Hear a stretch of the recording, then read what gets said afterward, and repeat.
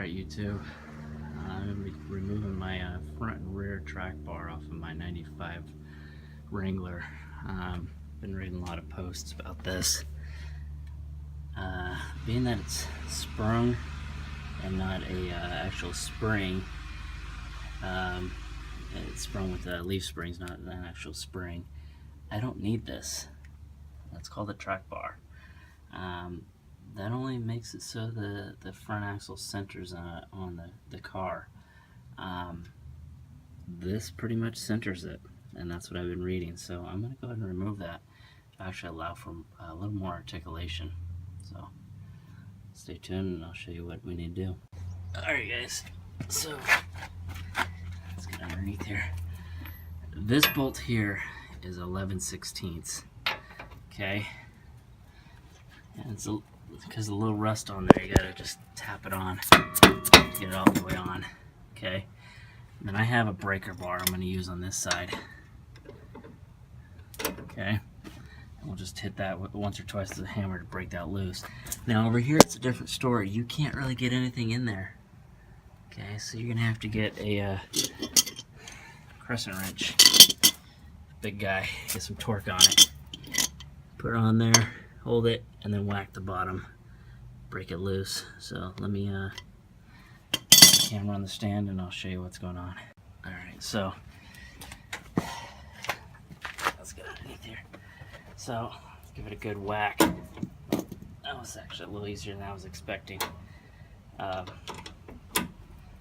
just going to keep going. Now there is a nut on the other side, so eventually once you break enough loose, you're going to need to put a socket wrench on the other side. So let's put this on hold and break this one loose. Now this one over here is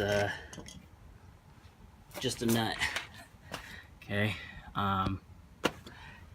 There's actually on this one there's nothing, no bolt on it.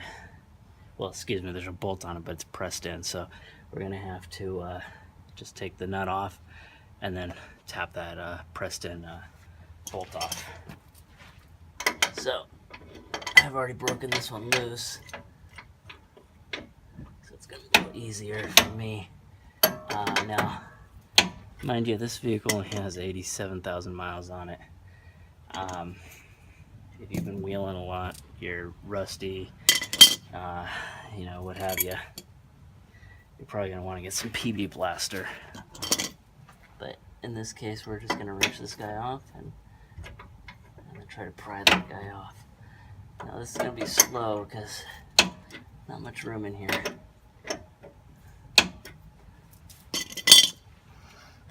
Alright guys, so I got the nut off over here.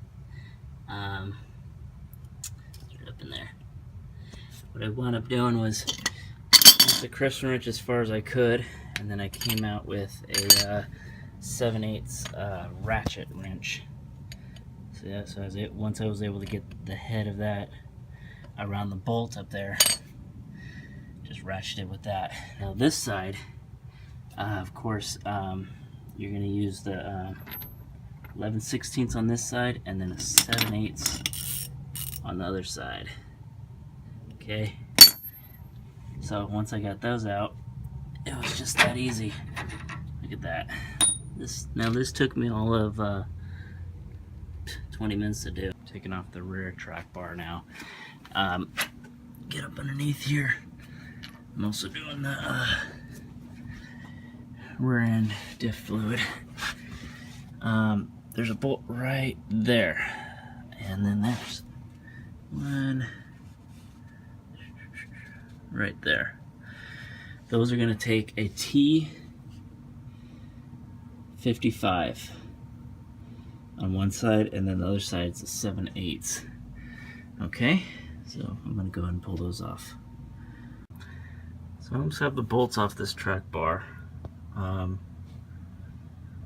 One thing I found out that's really easy, you put the Torx 55 in here, you twist it while you're pulling it back.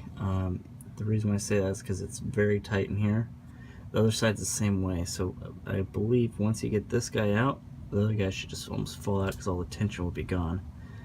This guy looks like only about a 1/2 inch more, but it's almost out.